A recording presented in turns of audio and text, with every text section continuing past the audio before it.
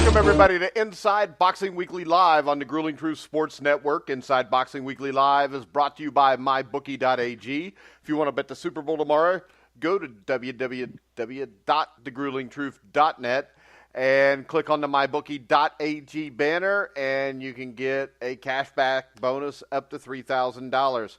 I'm your host for the Boxing Weekly Show, Mike Goodpaster. Right now, I want to welcome in my co-host.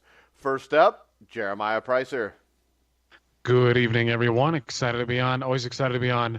I want to thank all of our listeners who tune in week in and week out. Thank you.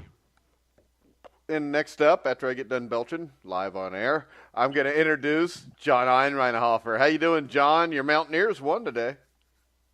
Yeah, by 38 points. They won even bigger than Gilberto Ramirez did tonight, I guess, if that's possible. But I want to say also, Mike, I want to point out we're doing a service to our European and our British fans who listen, because we can report to them on the Ramirez and on Cajas fights, and they did not have to worry about staying up all night to see those monstrosities.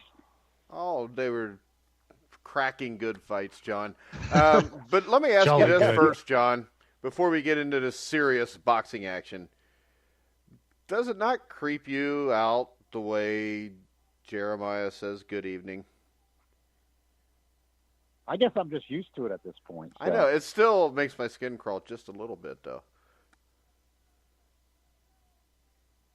Maybe it's the time of the night that we do the show here. I don't know. It sounds like Jeremiah should be on a show in like 1957. I don't know if that's a compliment or not, but you know what? Shut up, Mike. All right. We got to do something to entertain ourselves. We're going to start off with the shit show we just saw, which was Gilberto Ramirez, who knocked out Pablo Baez's distant relative, Ahmed. Now, this Ghanaian cousin of a cousin. Yeah, so, of course you just insulted Pablo Baez. But we brought him up again, and our goal is to bring him up on every show on the Grueling Truth to keep the memory. I don't know if he's dead or not, but to keep the memory of Pablo Baez alive. And if he is alive and anybody knows him, let us know, because we'd love to have him on the Legends of Boxing show to talk about the time he almost beat Thomas Hearns. Now, my biggest concern with this entire card tonight, outside of the quality of it, is the fact that there's no Teddy Atlas, and Timothy Bradley's terrible. Is anybody with me on that? Timothy Bradley's not, he's not particularly good, great, but yeah, but he kept calling Ahmed Abib. I mean, how do you get a beeb out of Ahmed? And see, the bad thing is, I'm watching this, and I'm sorry, I've never seen Ahmed fight, and neither had anybody else probably outside of Ghana. But I'm looking at this, and his name's Ahmed. And I'm thinking, man, how am I going to pronounce this for the show? Because we all know I have a hard time with foreign pronouncements. And he kept saying Abib. And then finally, all the other guys who haven't been hitting the head too much were saying Ahmed, so I figured it was Ahmed. But even in the 6th round, he was calling him Abib. I just thought I would say that because it really bothered me. And it's not that I'm a big Teddy Atlas fan, but I think Teddy's a lot better than Timothy Bradley. So we'll start off. You could give Tim a pass on this one, though, Mike, because if there was any fighter he could get a pass on for not knowing his name, it was this guy tonight. But there's no B in it. You know what? Timothy Bradley shouldn't even said the Mike, guy's name. There's no B and no Hoper either, Mike. I'm just checking. Yeah, I had to write it down real quick. I'm from Indiana. All right, so we had Gilberto Ramirez, who is supposed to be the #1 super middleweight in the world, and that'll tell you how bad super middleweight division is. Even though I do think he's a solid fighter, he's just lucky he's in the division he's in, is all I get to say. But Ahmed was terrible. Jeremiah said he was ranked like 126 on BoxRec. That is correct. Yeah, he was ranked 126 in the world. You look at his resume, and I don't know. I mean, I don't think any of us knew who any of his opponents were. I mean, it looked like he fought a bunch of journeymen in Ghana, and I'm not I'm not up on Ghanaian journeymen and their quality, but my guess is that there's really not a whole lot going on there. I mean, and Ahmed, he fought in spurts. I mean, it's not like he couldn't land some punches. I mean, Gilberto Ramirez has always shown that he's got defensive, he has defensive lapses. I mean, Ramirez makes a lot of mistakes, and I think he's lucky because he's constantly fighting guys that are smaller than him, guys that are not really big punchers. And it's not that I don't think Ramirez has a good chin, but he does a lot of silly stuff where he'll lead with the uppercut. He'll lead with wide hooks. You know what I mean? He's not working behind the jab consistently. And I remember seeing him on the undercard of I saw him in Denver on the undercard of Brandon Rios and Mike Alvarado 3. And one thing that I still see it today, I just don't see much progression. It's that Ramirez is a good body puncher. He goes downstairs consistently. I like that. I mean, he's not really opening guys up well. He's just trying to bang them downstairs, with volume and trying to get them out of there that way. And that works against guys who are ranked 126 in the world. But when he steps it up, is that going to do the trick? I don't think so. I mean, I just think he's too simplistic in his approach. Outworking guys, again, at the lower level, that's fine. But if he faces a guy with more nuance, I'm just not convinced he's going to get the job done. And, bringing up the original 8 stuff like we typically do on this, Ramirez, in my opinion, is a fringe contender at 175. I don't even know if he's going to be, the champion at 120 or 168. I mean, right now, Transnational has George Groves ranked number 2. Of course, that could change, because he's in the WBSS super middleweight tournament right now. But I don't know. I'm really not impressed with the guy. I mean, the guy's got 30 plus fights and he still doesn't look that good. He doesn't look like a world beater. I don't know. I just wasn't impressed, and I don't think the fight should have happened, to be honest with you. He's got to step it up. Yeah, and I'll give you this, John. I don't think that you can expect somebody to improve when they're on their 37th fight and they have never stepped up to competition, because it's easy, so it makes it really hard to improve. It's like if a basketball team's really good, but at the start of the year they play 15 cupcakes, when they get into the conference schedule, they're not ready to play. And I think this is what's going to happen to this guy. Well, I think there's truth in that, Mike. There's a few guys that are, in the higher echelons of boxing today that I think have that problem. And I think that Ramirez is one of them, where they just haven't faced good enough opposition, and it's going on for too long. And there's really a point where they start to stagnate. I think you've got, we talked about that with Lee Selby, even though he's looked good and he's not a big puncher, but, only so long without fighting the better opposition, and the talent's, going to level off. Gilberto Ramirez, I mean, even though I think Deontay Wilder is clearly a number 2, and I like a lot of his attributes, and, I think he's got some attributes of a poor man, Larry Holmes, but at his age, I'll say as well, he's got this Ortiz fight coming up, and that might take care of some of that. But we had Povetkin fall out once, Ortiz fall out once, and it just goes on too long, and then I think you do risk where you stagnate and don't develop. And I think there's a few guys because of the competition that they keep facing. Gary Russell Jr. is in some danger of that with his inactivity and some of these alphabet type contenders he's been fighting. And I think that's a factor. I see Ramirez somewhat as Jeremiah does. I think that he goes to the body real well. He's really an oddity. Most fighters, especially a lot of the Europeans and the Brits, don't punch to the body at all, and they can go to the head.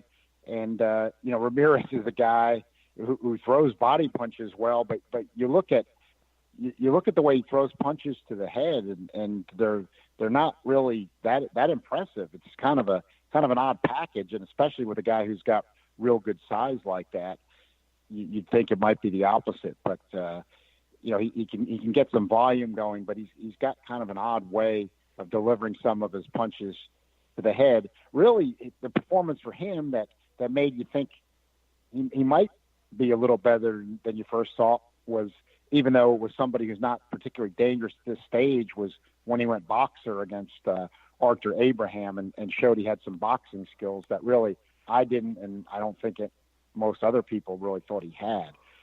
Now he doesn't need to really use those against these guys he's in with. Like tonight, Ahmed had no business being in the ring with him. Just brought nothing to the table. These are guys that are so overmatched that, and this is really a test of really being overmatched. You just watch the fight, and there's no plan even for these types of guys to win the fight. They're in there. They just don't have any abilities or any plan they could put together to try to win the fight. And then, as Jeremiah said, which I completely concur, this should have never been signed. And for God's sakes, it shouldn't be a national TV in the United States, free TV. This is not going to create any boxing fans whatsoever. I mean, we're the problem is fans, this, the commentators. John, every fight that he has, every fight that Encajas has had, they're all showcase fights. They haven't fought anybody yet. Well, that's top rank, and anybody who listens to our show regularly knows I rail on Top Rank all the time, and it's not because I'm singling out or have a bias against Top Rank. It's for just what you said, Mike, because that is what Top Rank gives you. Top Rank doesn't attempt to make matchups.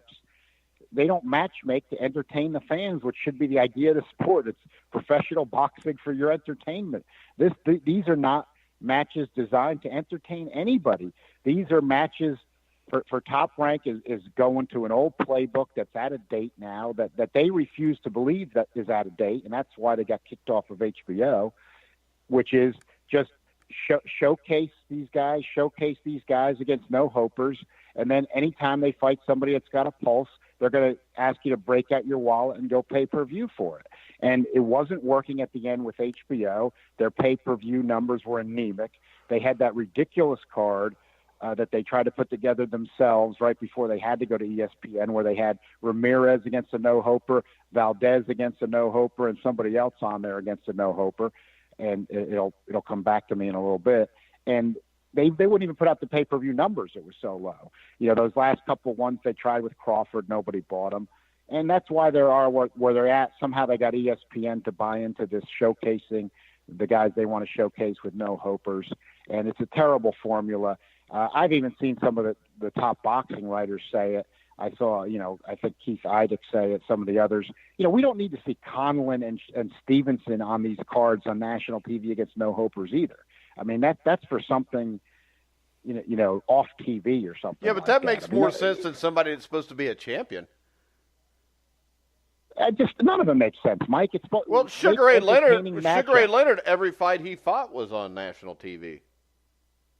Right, but Sugar Ray Leonard, look how quickly, Sugar Ray Leonard was a few fights in where he was fighting, not that many fights in. He was fighting Marcos Geraldo, a middleweight contender, stepping up to middleweight. Whoa. They didn't do it back then like they're doing it now. Yes, you had fights where the favorite was expected to win, who was up and coming, but they were fighting guys that were real contenders. Yeah, but I'll give you this also. Back then, boxing was a lot deeper. You could do that. I don't know that you could have enough guys where you could start off fighting guys that are contenders at the start of your career.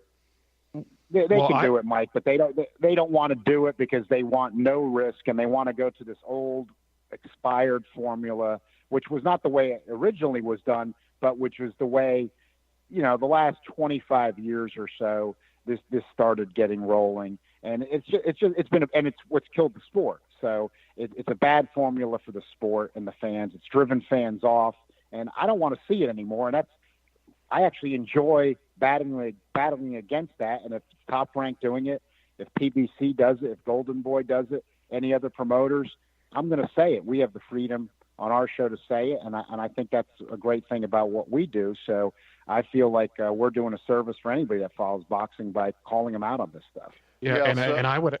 I just want to add to that real quick, and even though it's a podcast and a popular one, there's got to be some checks and balances in the sport, and if it starts with us, then so be it. I mean, people have to start speaking out so we don't get this crap anymore. And honestly, people got to stop giving Bob Arum so much credit. I mean, I get so damn tired of it because Bob Arum is probably the best. He's the best promoter in which the structure in which we have now.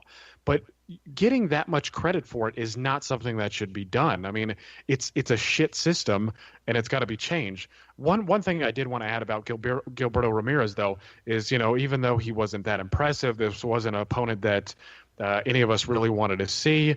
In top ranks, they look like they're ruining it on ESPN as well.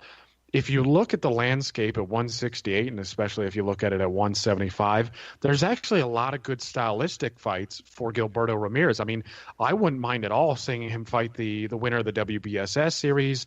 I think he matches nicely with David Benavidez, even though I know that fight's not getting made. That's an unfortunate thing because I actually think Benavidez and Ramirez would be pretty entertaining. If Callum Smith wins the WBSS and they compare him with Ramirez, I think that would be a pretty entertaining fight. So I think there's fun fights to be made, but Ramirez to me is not a potential pound for pounder. Hell, I'd take Caleb Truex. I think Jeremiah did make a. I just want to add. I think Jeremiah makes a really good point there. The three guys. We don't need this 168-pound division. We don't need all these alphabet belts.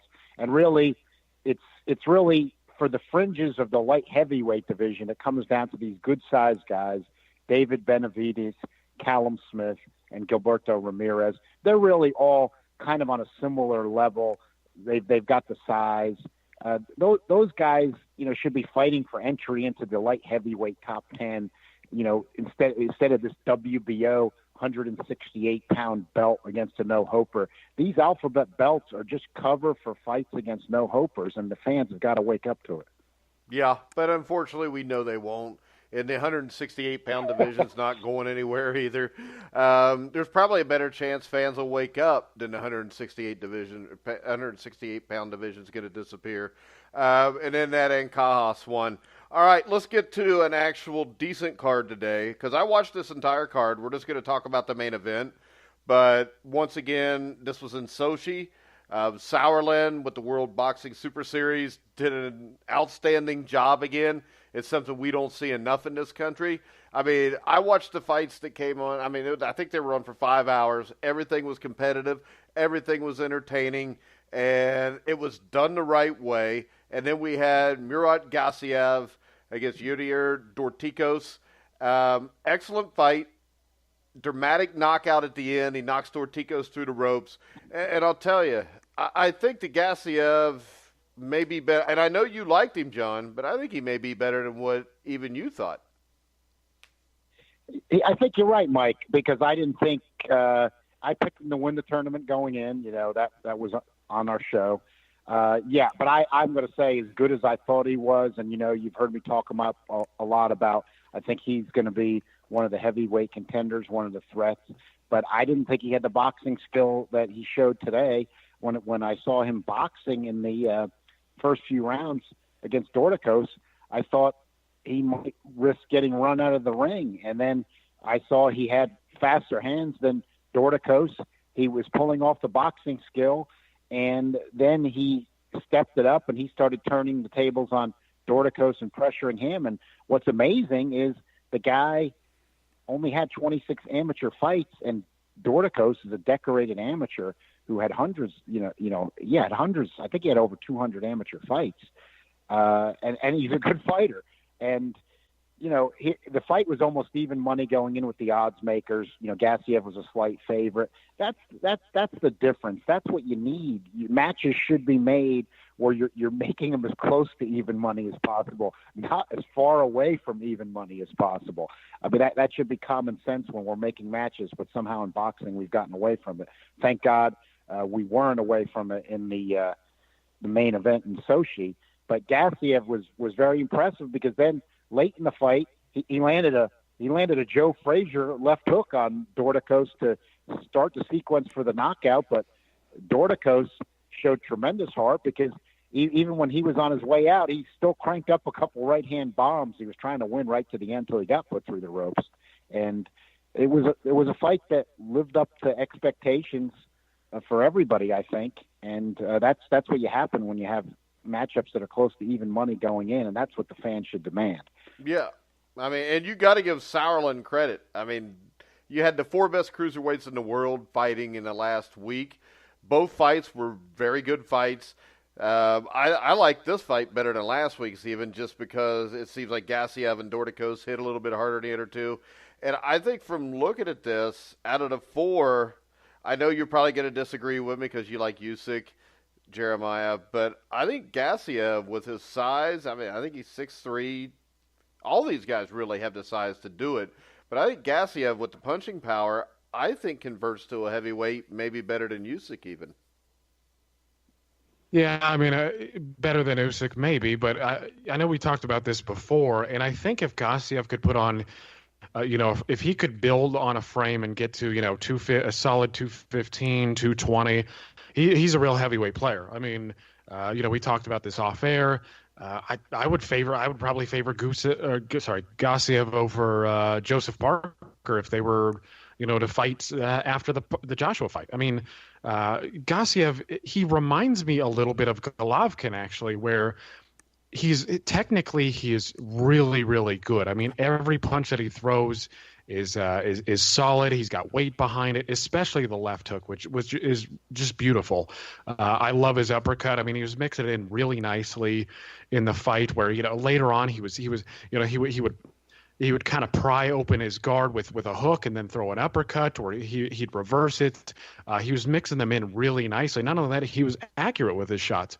So that's one thing that I found to be one of the bigger differences in the fight as well, is that Dorticos, after about round 4, he was pretty basic in his approach, where he kept spamming the same punches. He was throwing 1-2s constantly. I mean, prior to round 4, it looked like he would mix in a few left hooks to the body here and there. He was throwing some up jabs. He was doing some different stuff. But Gassiev was doing pretty good defensively in the sense that he was either parrying the straight punches or he was blocking really well. So he wasn't taking a lot of clean punches on the chin. He did take a good number of jabs on the face, but he seemed to absorb them fairly well. He never looked too bothered by them.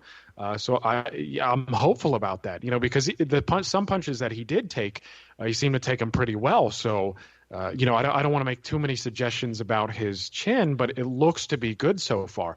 But I was surprised by his approach initially. I thought he would go right. That's why I picked an earlier stoppage, because I thought Gassiev was just going to press him the whole time. I thought he was just going to get right on it, wing the left hook and get him out of there early. But, yeah, he boxed a little bit. He moved around. His defense was solid. And what I liked is that What I liked, and you guys are talking about his boxing skill. Well, one thing that kind of relates to that is I saw some thinking in there. And what I mean by that is he picked up on the mannerisms of Dorticos, and you see that, I think it was in round 5 or 6. I might be mistaken. But he hurt Dorticos with an overhand right over the jab. And then to land that, Joe Frazier-esque left hook, you can see that he timed the right hand beautifully and cracked him right on the chin. God, that was a beautiful punch. I love seeing that stuff because it actually kind of reminded me of the Jordan Schimmel knockout, where he flattened him and he was, halfway through the ropes. Dorticos obviously has a better chin than Schimmel. He took it and I was surprised he even got up.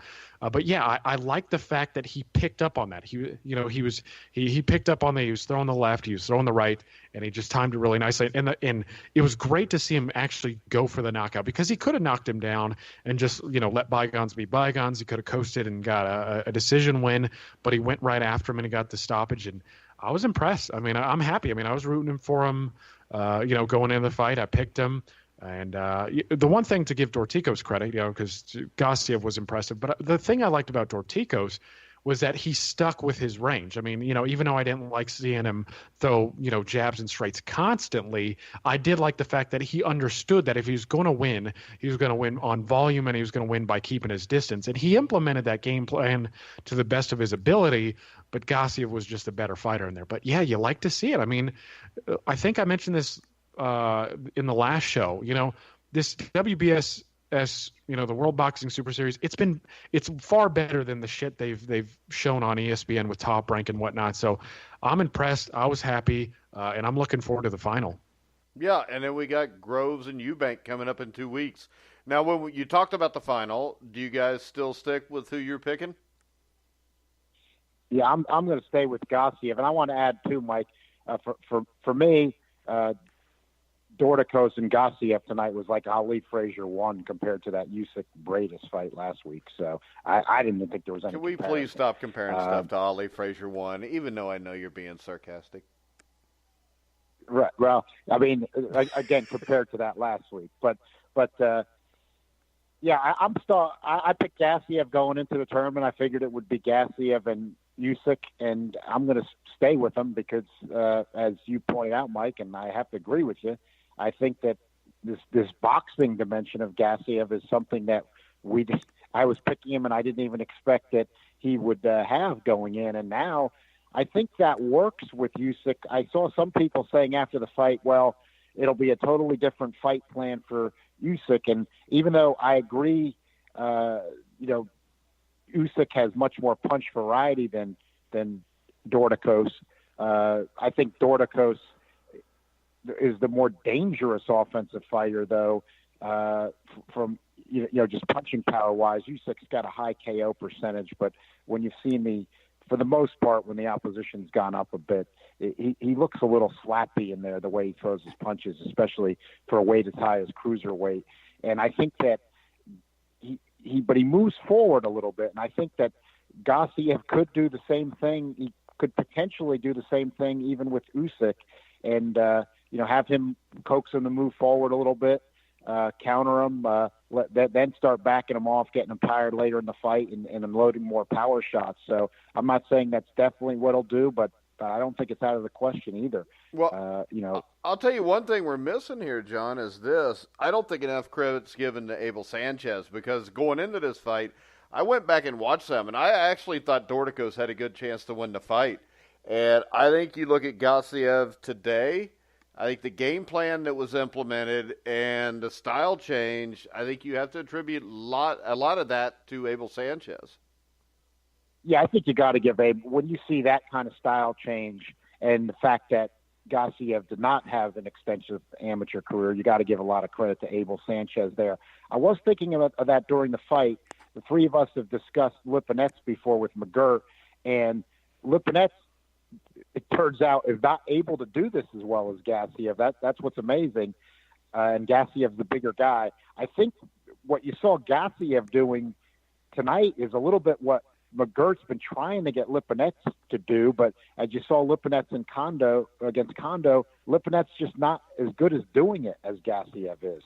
But I think that was sort of the idea McGirt was trying to do with Lipinets, and you can't really fault McGirt for that, but it's not coming off with Lipinets, at least so far, as well as all of a sudden it came off with Gassiev tonight. And I thought when I saw that McGirt and Sanchez are both excellent trainers, but I thought you have to give the combination of Abel Sanchez and Murat Gassiev credit with what you saw tonight, because they were able to implement that better and more effectively in a Dorticos who definitely come to fight. I think Dorticos deserves a lot of credit because this is a guy in boxing in 2018 who came to win. I mean, he was limited with his punch variety. I agree with Jeremiah, but the guy was, he has got an 80-inch reach. He was using it the best he could, and he kept bombing with that right hand right to the end. And I'll tell you, even in the 11th round, before he ended up going out in the 12th, I thought that he kept banging that right hand repeatedly a few times, and Gassiev showed a good chin, but I thought he got backed off just a little bit, and I thought it was just starting to accumulate on him a little bit. So I give him credit the way he turned it back around in the 12th with that bomb of a left hook. But Dorticos is a guy that came to fight right to the end, and he deserves a lot of props for what he did, and he showed what top level boxing should be about and is about. And I'll tell you, I would love to see the fight before the main event. They put Bredis and Dorticos together, because I think that would be a good fight, and I think both guys deserve another payday. No reason not to have that matchup. Yeah, do it. Matchup, be close on the odds. So why not? Yeah, okay. You want me, Jeremiah? Yeah, no, I'm still going with Usyk. I mean, Though I think Murat Gassiev showed some boxing ability, and I liked it. I mean, because I like Gassiev and Usyk a lot. I mean, they're both guys that I think can be contenders in the heavyweight division. And I mean, Abel Sanchez has, like you guys talk about, he's turned him into a sort of Golovkin type fighter in the sense that you see a lot of the similar things, where they like the left hook. You saw Gassiev. You know how Golovkin loves to throw that uppercut to get your arms in, and then he'll wing the left hook around to the body and try to, you saw some of that stuff in there. But the thing about it is, I don't think that Gassiev is going to be able to do that stuff against Usyk. Usyk, when he wants to be, can be a tough guy to hit. I mean, I know since the Hunter fight, he's been more of a hunter. He's been more easy to tag. But if you look at the Glowacki fight, Usyk can box if he wants to. He can be a tough guy to tag if he wants to. And looking at the Briedis fight, I think that Usyk works harder. That's going to be my problem if they get together. Is I think if Gassiev chooses to box, I think Usyk is going to outwork him. I think Usyk, and I also think that Gassiev's inexperience against lefties is going to hurt him as well, because the jab from a southpaw position is tougher to parry. It's tougher to game plan for than a jab from an orthodox position. I think Gassiev's just going to have a little problem with the southpaw position. I think he's going to get outworked. If he chooses to be aggressive, I think Usyk can do. I think he can do more better. I think he can outbox him if he chooses to outbox him. I think he can outwork him if he chooses to be aggressive. I think it's going to be a close fight. I just have a problem with Gassiev's work rate. It's one thing to counter occasionally, and throw punches occasionally against Dorticos, who was also outworking him. But it's a different story doing Usyk, who, as John brought up, does have a greater punch variety. I just think Usyk's going to outbox him either way. But it's going to be a good fight, and I look forward to it. Yeah, I think it's a toss-up right now, and it'll be a toss-up when they fight, but I can't wait to see it. All right, the big news this week is the lineal heavyweight title was stripped from Tyson Fury, and Tyson Fury, to show how upset he was about it and how he still thinks he's the real legit heavyweight champion, he has now called out Shannon Briggs and Antonio Tarver, Jeremiah. I'm excited about that. Before I want to preface what I'm about to, I'm going to go back just a bit. So one thing that we should emphasize, and I know John is big on the classical 8, and I'm big on the classical 8 divisions as well. But the thing we should also emphasize with the Usyk-Gassiev fight is they're number 1 and they're number 2, and whoever wins is the cruiserweight champion. And that's one thing that should be brought up more. Not just the fact that it's a tournament, not just the fact that the winner gets a big paycheck and a trophy, but whoever wins is the cruiserweight champion of the world. And who would have thought, right? You just pit the best of the best with one another. You get good fights, and everybody's entertained. Wow, what a surprise there. Anyways, on to Tyson Fury. So he's still the lineal champ. I have seen some people still say that. They say he still is the man who beat the man. That's all good and well. John and I have been over this ad nauseum. Okay, you can't be out 2 years. More than binge 2 on. years. Yeah, more than 2 years. Binge on coke. And inadvertently, that's the claim, of course, him and his brother, inadvertently take performance-enhancing drugs. It doesn't work that way. You got to have some standards there. You just can't, and especially when you don't have something lined up. Calling out somebody like Shannon Briggs or, whoever he wants to talk about, that's one thing, but actually getting in shape, making a serious run for it is another. And looking at him right now, he looks like he's months away from being in fighting condition. I mean, I've heard that he's dropped, I don't know, what did I last year? I've heard that he's dropped 30 pounds or so, but 30 pounds when you're over 300 pounds is not that much. Yeah, I mean, he looks like he's closer to giving birth than he is to getting in the ring to fight. Yeah, he looks about like he's 7 months pregnant right now. But he actually took the stripping. He did make a video about being stripped by the Ring magazine, and again they took too long to do it. Anyways, Transnational did it much quicker because we recognize when you retire 30 times on Twitter, you're not really. It's one thing to claim being a champion, but it's also another thing to act like a champion, and people have brought up the fact, Jack Dempsey and James Corbett, they took a long time to defend their titles too. Yes, but they weren't, complaining and binging on drugs and they were still acting like champions. They were still in the limelight, and they still had a demeanor about them that there was an air of they were the baddest man on the planet. Tyson Fury, he didn't carry himself that way. So all this calling out and whatnot, I don't know what the rationale is for calling out Shannon Briggs. The press conferences would be fun, but other than that, I mean, what does it really do? I don't really care about it. I don't think many other people care about it. He's just got to get back in the ring and prove his worth. And the unfortunate thing is he's not going to be the same fighter that he was. You cannot be out. How many times have we seen this where a guy will exit the stage and when he comes back, it's just too easy to give up after that. The hunger is lost. I mean, after collecting a big payday against Klitschko, doing all this stuff, he's not going to be the same guy. So we're not going to see a prime Tyson Fury ever again. Do I still want him to be in the mix? I do. I mean, because as weak as the heavyweight division is, he's an addition. He's a solid addition. And really, that's all I've got to say about it. I mean, he's just got to get back in the ring and prove his worth. Yeah, but I don't think, John, that he's ever going to be a solid addition again. I don't either, Mike. I just want to clarify. I do care about this kind of stuff. I think that the ring was always the same as the lineal title. In recent years, I think they did really think it over. They made a slight separation where they decided that under certain circumstances they would strip people, and they did it with Stevenson first, and then now they've done it with Fury. But I think in both those instances, the calls were well thought out and reasonable, and I came to the same conclusion. I think in modern boxing, with the top fighters fighting less than ever, and now you've got the PED issues as well that sometimes rear their ugly head. Fury had both of those. He hasn't fought for over 2 years. He tested positive for PEDs.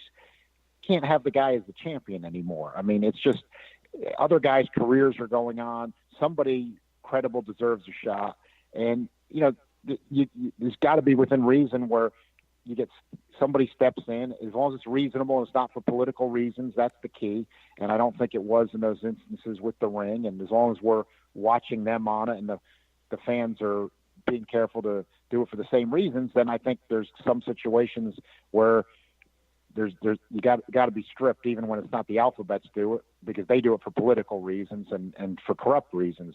We're trying to do it here for the good of the sport. I think Fury getting stripped is for the good of the sport. I think Stevenson was as well, because he's just not fighting sufficient opposition for too long of a period of time. And in his case, I also felt his lineal claim was weak because Andre Ward had knocked out Chad Dawson in a championship distance under the light heavyweight weight limit before Stevenson even did. I kind of went along with the consensus, but if there's anybody if he wasn't fighting top opposition should be stripped, to me it was him. So I think that those instances were both reasonable. Jeremiah's been pointing out that Transnational stripped Fury before that, and I think they were right. And I saw Michael Montero, who's been on our show and has stuff on The Grueling Truth. He's on the Rings rating panel, and he was saying he'd been in favor of Fury getting stripped for a while. So I think that those things are interesting, but I think it's the right decisions. Now, you need clarity. Eddie Hearn, I give Eddie Hearn some credit because he actually understands how it works, where some of these guys are so into the alphabets, they won't talk about it.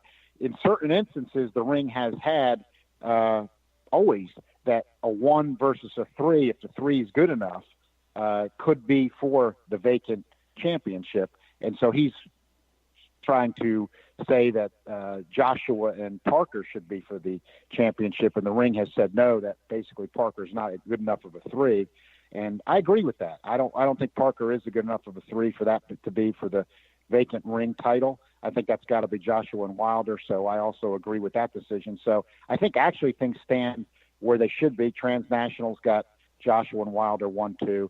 It's set up the way it should be.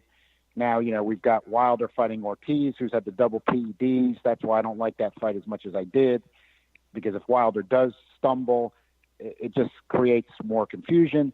But we'll just have to let the fights play out and see what happens. Can I? Go ahead. Let me just get in real quick, because I've been wanting to ask John this and I keep forgetting, but I know he agrees with me here. But you remember when the Ring decided to have Jorge Linares versus Anthony Crolla for the Ring title? Yes. Now, I wanted to ask you about that, because I didn't agree with the decision. Initially, it was kind of nice because Jorge Linares is, he's been a guy that I've really liked for a long time. But what you had in that situation, and I want to ask what you think their rationale was, because they had Linares number 1, they had Crolla number 3, but if I'm not mistaken, it was Hans Zlaticanin who was number 2. And for some reason, they allowed Crolla and Linares to be for the title when Zlaticanin was active. He wasn't injured. In fact, they were in line to fight each other at one point, because the WBC actually stripped Linares and claimed that he was a diamond belt champion instead of the full champion. Let Zlaticanin fight for the vacant full title, but yet they didn't wait for Zlaticanin Linares fight to take place to crown a Ring championship. So I'm wondering if you think that was a political decision, or what do you think their rationale was behind that decision? Well, I think, that's an excellent point, because as you know, in our original ratings for the Grueling Truth, I wrote about that at the time. For me, it was a tough call. I agreed with Transnational on that one. I did not think that, after thinking it over hard, I did not think that Linares and Crolla was good enough. At the time, it was close, but I didn't think it was good enough either. I think that they've always had, going back to the glory days, my recollection that in certain circumstances, and I think it is fair as long as it's not political, that a 1 versus a 3, if it was good, and you see some strong divisions where that does make sense. In other words, even though there's a good number 2, when the 3 is very close, and it's hard enough to get these guys in together with modern politics as it is, or even sometimes in the past with boxing politics, that would be good enough. Yeah, do I think? And I watch it closely, because there's always the potential conflict, and Linares is a golden boy guy. Right. Could that have slanted that one a little bit? It could have in that case. I don't think it was so outrageous that I'm ready to, throw the Ring over the cliff, which I always watch careful for. I think some people do it without looking. We're all into this. I do look at that carefully every month. That's the kind of way I'm into boxing. So, and I know all of us do here. I looked at that close, and that's borderline. Now, if things like that were to happen too much, then you would have to say it's not credible anymore. At that time, I thought it was enough that I disagreed, but to give a pass, but it could have been slanted slightly by the politics of Linares being with Golden right. Boy. And wouldn't we have all favored Zlaticanin over Crolla? Yeah, I think at that point I would have, but I think there we're starting to see too where, and Jeremiah, I know because you've disagreed with some of them. I see this in the Transnational, and I think this maybe in the Ring's defense, even though I do think it was a little political, if you were going to defend them, could have been the case. You're trying to balance all regions, of the world. Really, boxing is a global sport, and sometimes though, to me, I'm an American, but knowing the glorious history, of course, of American boxing, and frankly, there's more population, even though the sport's not as popular as it used to be. There's still much bigger population in a lot of these areas, more people involved in sports. Is there then too much of a slant to say, give the Brits, quote unquote, a fair shake? Or, in that case, Zlaticanin was also European, from Montenegro. But, sometimes I see some of these Brits popping up in the Transnational ratings, and I just can't, I can't see it. I can't see where they're positioned. It seems too high to me. And you had mentioned there's a Russian on the panel, and the guy that's going to be fighting Kovalev popped up at number 10 out of nowhere. Transnational's ratings are credible. The Ring's ratings are credible. They're the only two I look at. So for me, they're the only two credible ratings, but we want them all to, the two that are credible, we want to be as good as possible. So that's why I point out these issues.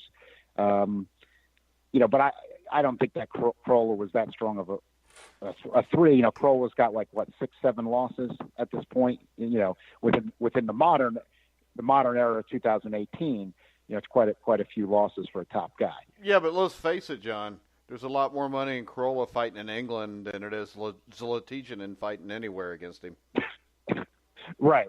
And I think that, that is an interesting issue because it's true. But I think that if you look at it, it is. And it's always got to be, of course, if it's in the UK, it's got to be involving a Brit. But I think a lot of that is, Live Gate really, the way U.S. boxing has evolved.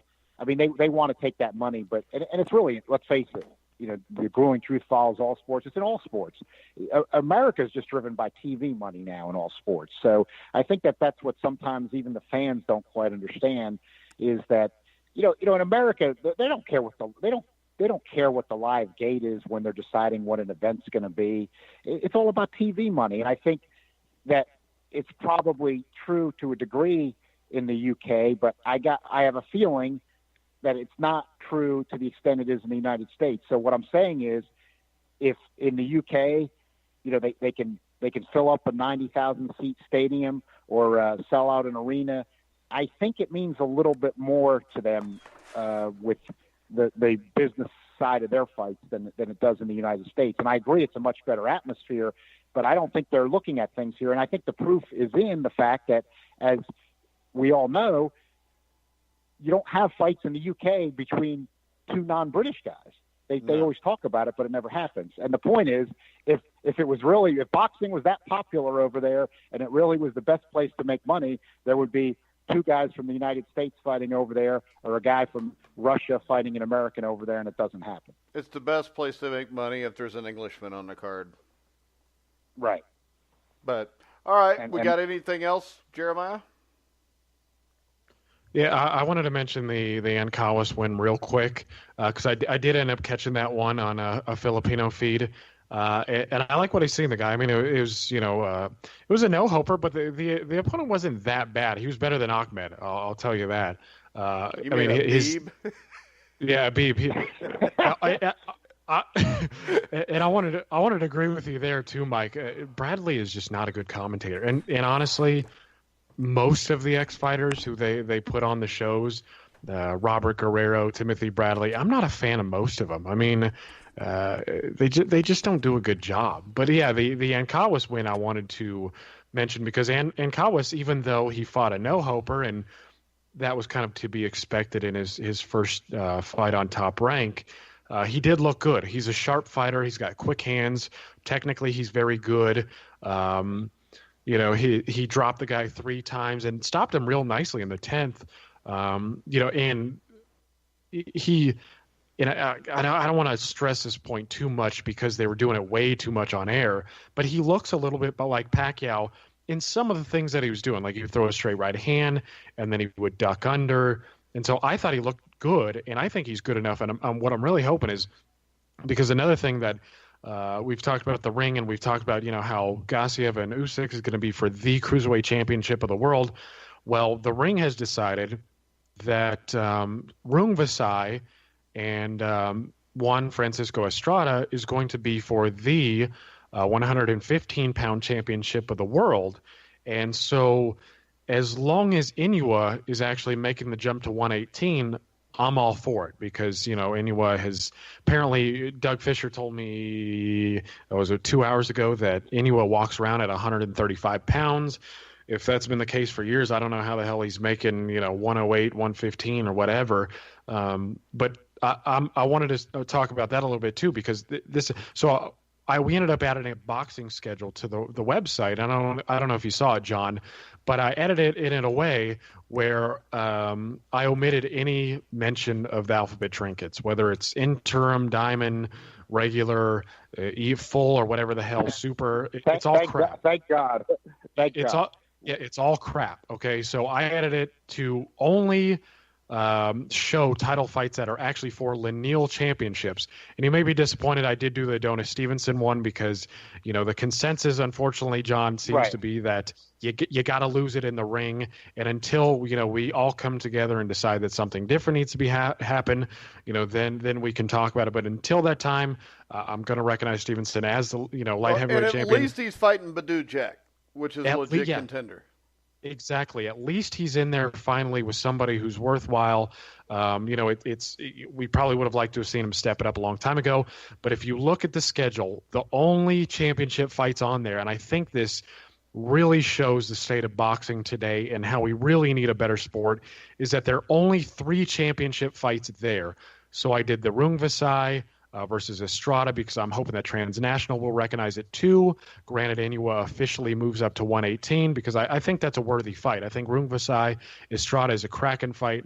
Again, I think it's worthy. You have Canelo Alvarez versus Golovkin. That's for the middleweight championship of the world, and Adonis Stevenson versus Badou Jack. It's nice to have a boxing schedule on the website, and I hope you enjoy it, John. Yeah, I think that's the way it has to be, Jeremiah. That's great that we're doing it that way because the alphabet thing shouldn't be mentioned. And you just reminded me, one thing I've got to criticize the World Boxing Super Series about is just this is really in a presentation sense. And, of course, the top rank's ridiculous with it too. But the one criticism I had of the presentation is exactly touches on your point. It was actually like self-parody when the commentator I was watching their feed and the undercard, and the way they kept talking about alphabet belts, it was like self-parody. It was like comedy about the Dorticos and the WBA.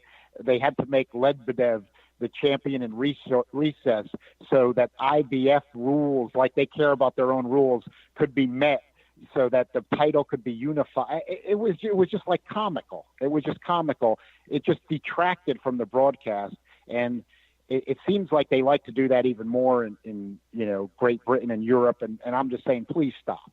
Please start following the sport in a different way, which is the way you just described. Eliminate the alphabet stuff. It's actually simple. Look at Transnational in the ring.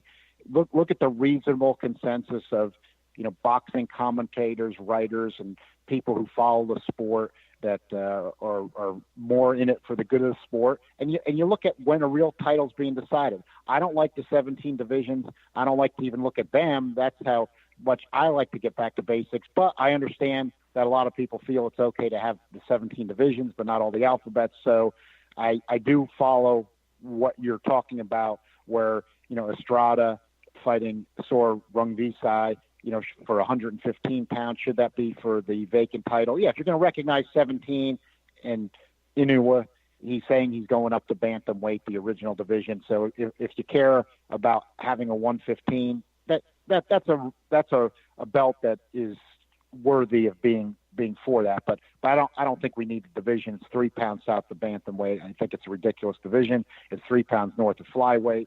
So those guys, it would be so much better if they'd all be fighting at bantamweight. Yeah, I agree. And then I think real quickly, I would say that I would actually edit this schedule in a way that only reflects an 8 or 9 division.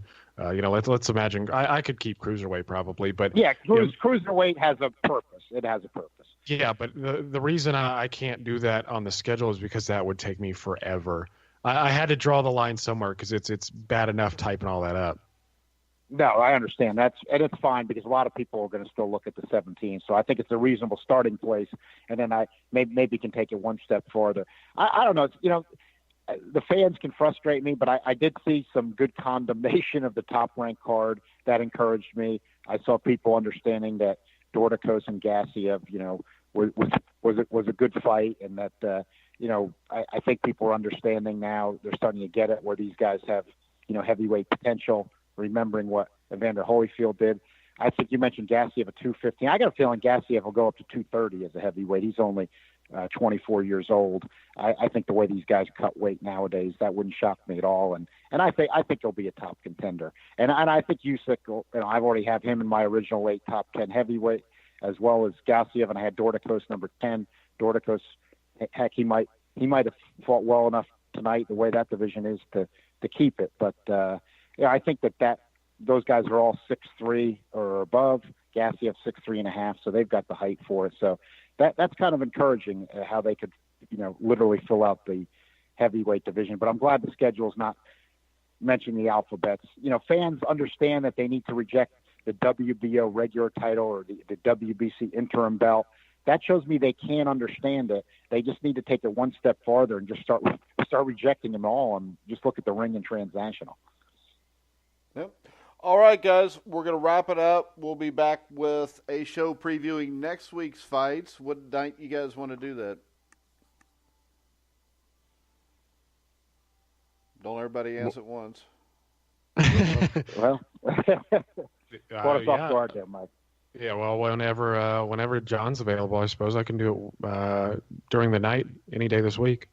All right, let's say maybe Wednesday night. Let's go Wednesday night, 9 o'clock Eastern. Yeah, that should work. All right, guys. So you can catch us Wednesday night, 9 o'clock live on thegruelingtruth.net or on Spreaker. You can go to iTunes and download the Grueling Truth app. You can hear all of our shows on iHeartRadio, iTunes, TuneIn, Spreaker, Stitcher, Google Music. Wherever you find podcasts, you'll find The Grueling Truth. So for Jeremiah Preisser, John Einreinhofer, I'm Mike Goodpaster. You've been listening to The Grueling Truth, where the legends speak.